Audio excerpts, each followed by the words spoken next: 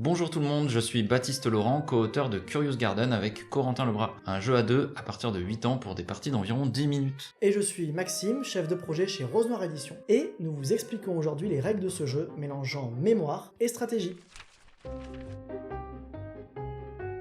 Dans Curious Garden, la reine de cœur capture Alice. Ne désirant pas finir emprisonnée, la jeune fille a alors une idée brillante, défier la reine dans une partie de cache-cache. Si Alice est trouvée, elle devra accepter la sentence. Mais si elle reste cachée assez longtemps, elle pourra rentrer chez elle librement. Piquée dans son orgueil, la reine accepte le défi. Mais elle n'est pas pour autant honnête, puisqu'elle décide de ramener ses gardes. Alice, quant à elle, pourra compter sur ses compagnons pour l'aider. Les deux joueuses entrent dans les jardins royaux, et le défi commence.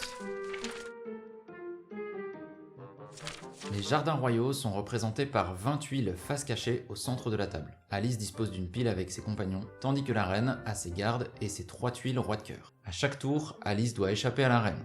Pour cela, elle déplace son jeton vers une tuile de son choix parmi les chemins possibles.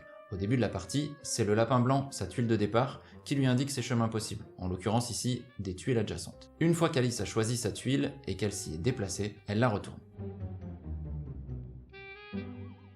Si Alice révèle un garde ou un compagnon, celui-ci reste visible pour le restant de la partie. Elle ne pourra pas retourner sur cette tuile. Sinon, si c'est une tuile jardin, elle la remplace par un de ses compagnons face cachée. La tuile jardin ainsi récupérée vient se placer devant elle et lui indique les chemins possibles au prochain tour.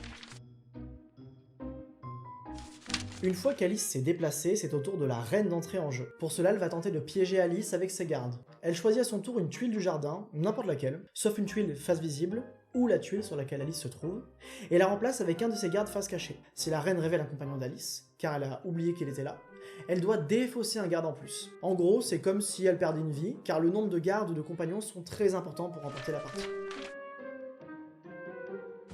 Lors de son tour, au lieu de jouer un garde, la reine peut décider de jouer un roi de cœur. Le roi de cœur est un effet à usage unique et il en existe 3 différents. Le premier roi de cœur permet à la reine de regarder 2 tuiles du jardin sans en montrer le contenu à Alice. Si elle le souhaite, elle peut en plus les échanger entre elles. Le deuxième roi permet à la reine de déplacer Alice sur une tuile adjacente, sauf une tuile face visible. Ainsi, Alice commencera son tour sur une tuile différente que celle où elle s'était arrêtée précédemment. Le dernier roi permet à la reine de chambouler le jardin. Pour cela, elle choisit une rangée sur laquelle Alice ne se trouve pas et elle en réordonne le contenu comme elle le souhaite, en gardant les faces des tuiles visibles et cachées. Une fois qu'un roi de cœur est utilisé, il est épuisé sur sa face retournée et ne peut plus être joué pour le restant de la partie. La partie s'arrête quand Alice ou la reine la remporte. Alice gagne si une des deux joueuses ne peut plus effectuer d'action. Dans le cas d'Alice, elle doit terminer son déplacement sur une tuile jardin et n'avoir plus aucun compagnon dans sa pile pour la remplacer. Dans le cas de la reine, c'est au moment d'utiliser un garde ou un roi de cœur et qu'elle n'en a plus à disposition. Pour gagner, la reine doit quant à elle piéger Alice avec ses gardes. Si 2 gardes sont révélés au cours de la partie, la reine la remporte. Autre façon, si Alice ne peut plus se déplacer, car elle n'a plus aucune tuile disponible pour son déplacement, par exemple elles sont toutes face visibles sur son chemin, la reine remporte également la partie. Vous connaissez maintenant les règles de Curious Garden, alors que le défi commence.